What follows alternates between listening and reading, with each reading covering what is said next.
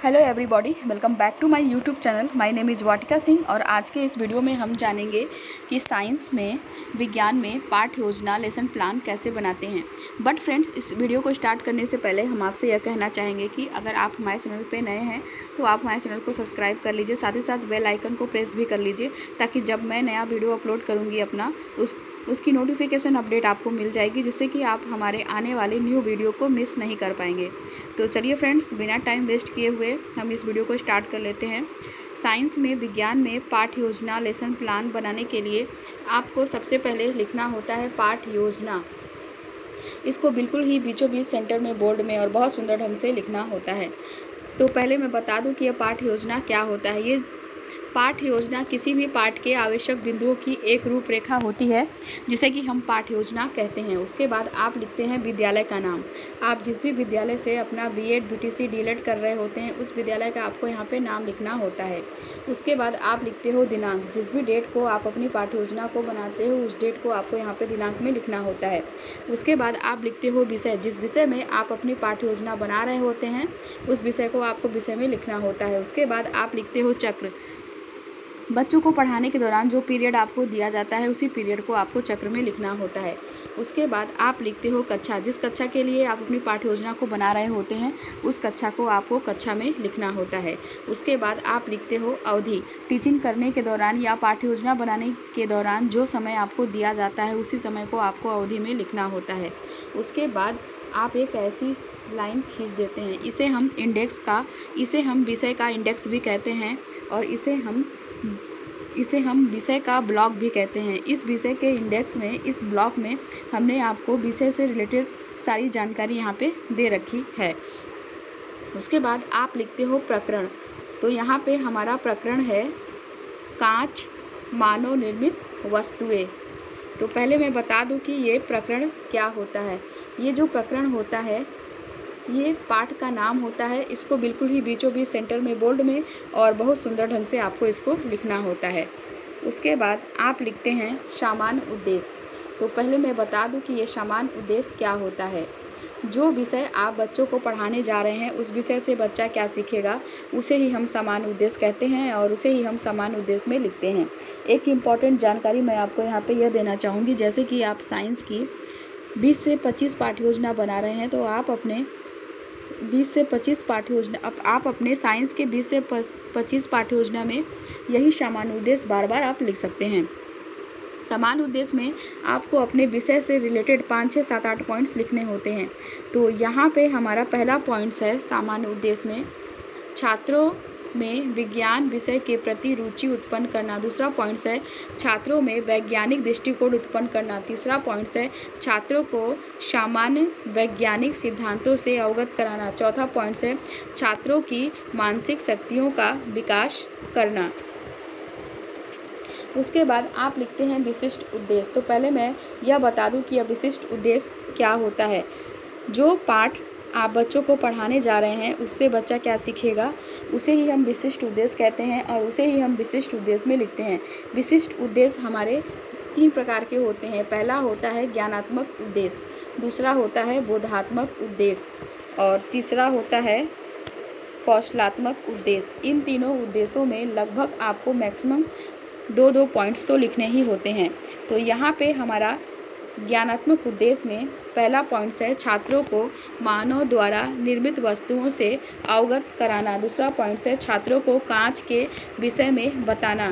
बोधात्मक उद्देश्य में हमारा यहाँ पे पहला पॉइंट्स है छात्रों को कांच के गुणों से अवगत कराना, कांच की उपयोगिता के विषय में बताना।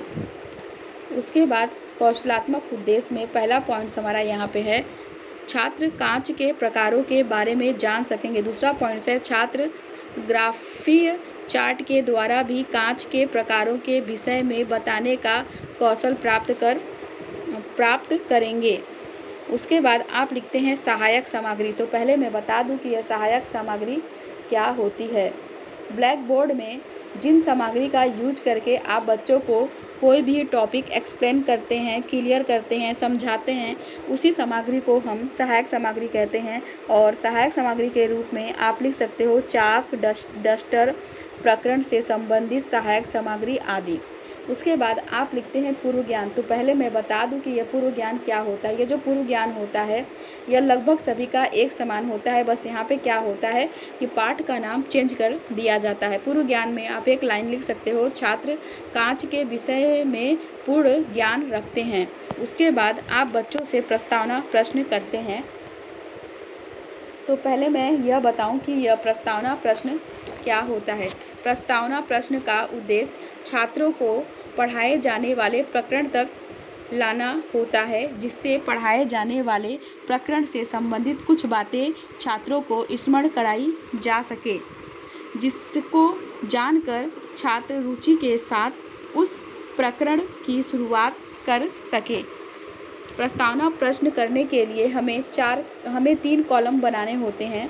पहला कॉलम तो हम बनाते हैं क्रम संख्या कॉलम, जिसमें कि हम छात्रों से क्वेश्चन पूछते हैं, जिसमें कि हम छात्रों से पूछे जाने वाले क्वेश्चन के नंबर को लिखते हैं। दूसरा कॉलम जो है कि हम बनाते हैं छात्रा अध्यापिका क्रियाओं का कॉलम। इस कॉलम में हम छात्रों से प्रश्न पूछते हैं। तीसरा और लास्ट कॉलम जो है कि हम बनाते हैं छात्र छात्रा अनुक्रिया का कॉलम। इस कॉलम में छात्र हमारे पूछे जाने वाले क्वेश्चन के आंसर को देते हैं। तो अब हम छात्रों से प्रश्न करते हैं। हमारा यहाँ पे पहला क्वेश्चन छात्रों से है, बच्चों जब हमें प्यास लगती है तो हम क्या करते हैं? तो छात्र आंसर देते हैं, पानी पीते हैं।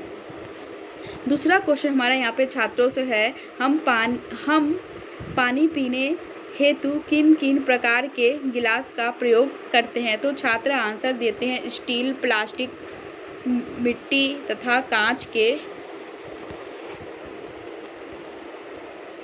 कांच के गिलास का प्रयोग करते हैं।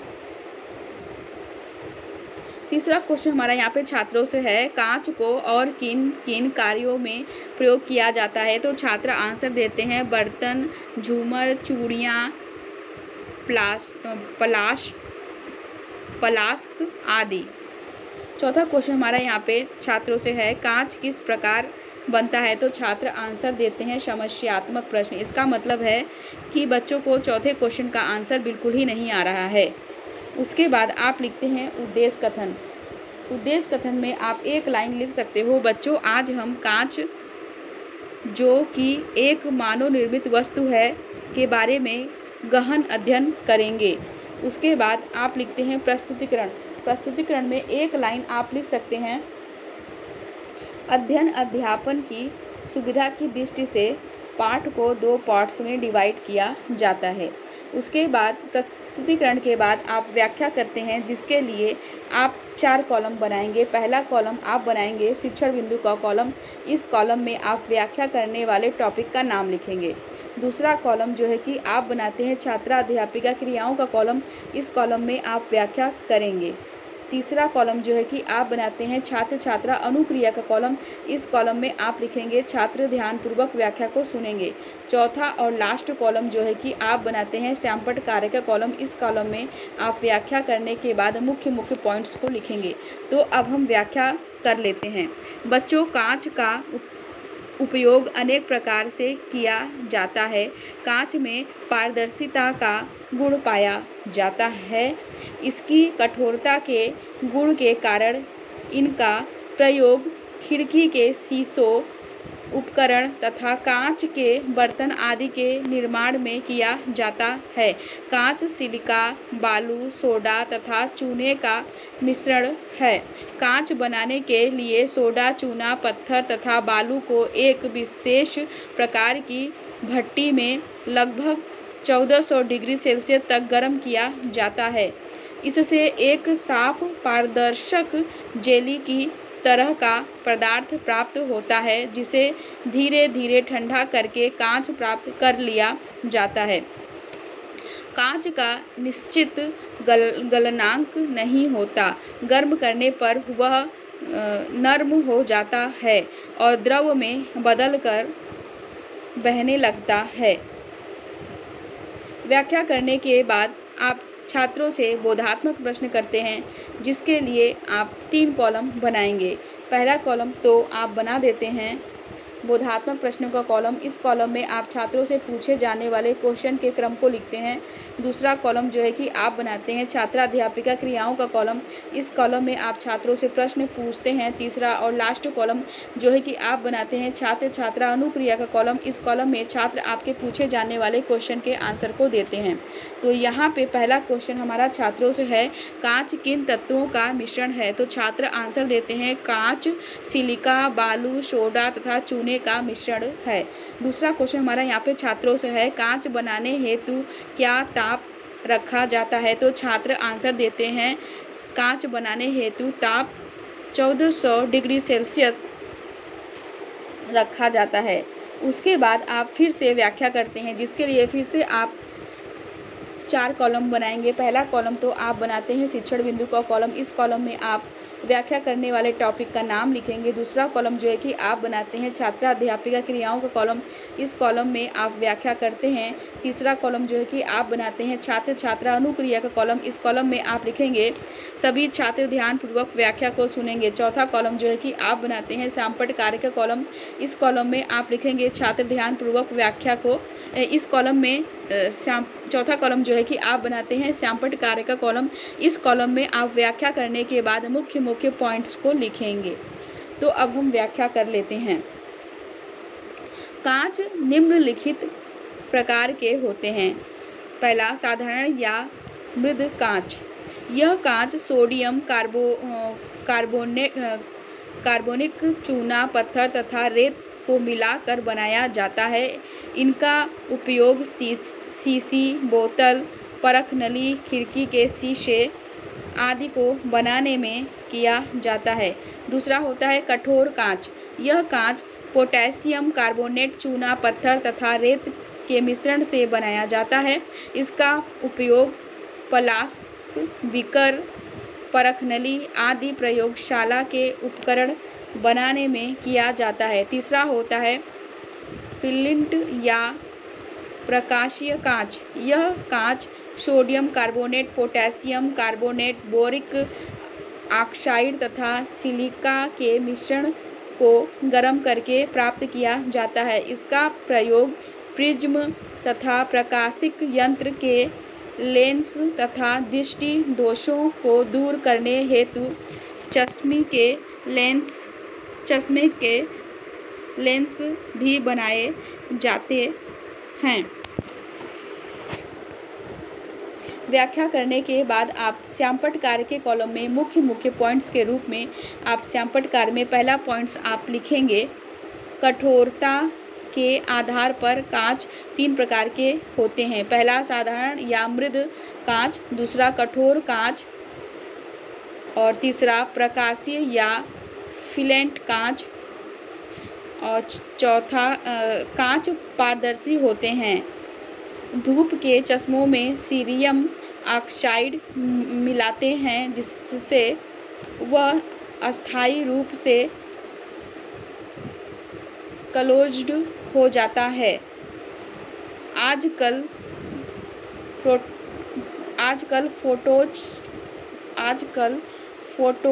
फोटोनिक्स कांच का प्रयोग किया जा रहा है। व्याख्या करने के बाद आप छात्रों से बोधात्मक प्रश्न करते हैं, जिसके लिए आप 3 कॉलम बनाएंगे। पहला कॉलम तो आप बनाते हैं बोधात्मक प्रश्न का कॉलम, इस कॉलम में आप छात्रों से पूछे जाने वाले क्वेश्चन के क्रम को लिखते हैं।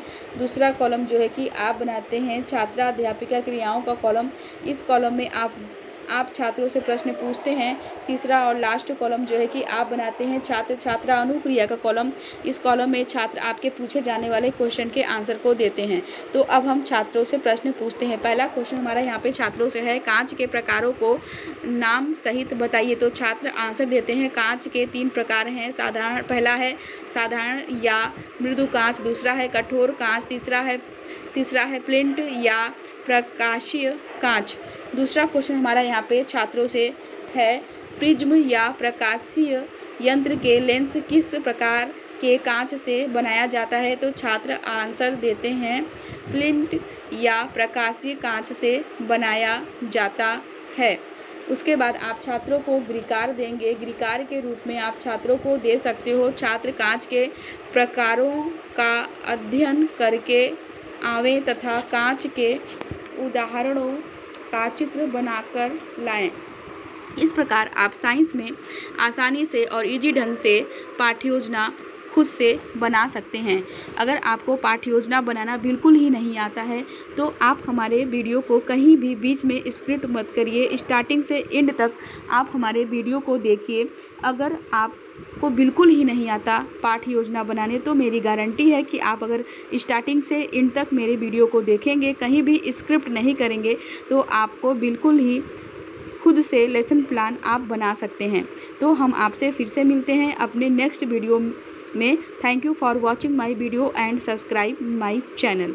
आप हमारे वीडियो को इसी तरह से प्यार देते रहिए। आपका यह प्यार और स्नेह हमको मोटिवेट करता है ऐसे ही पाठ्य योजना से रिलेटेड वीडियो बनाने के लिए।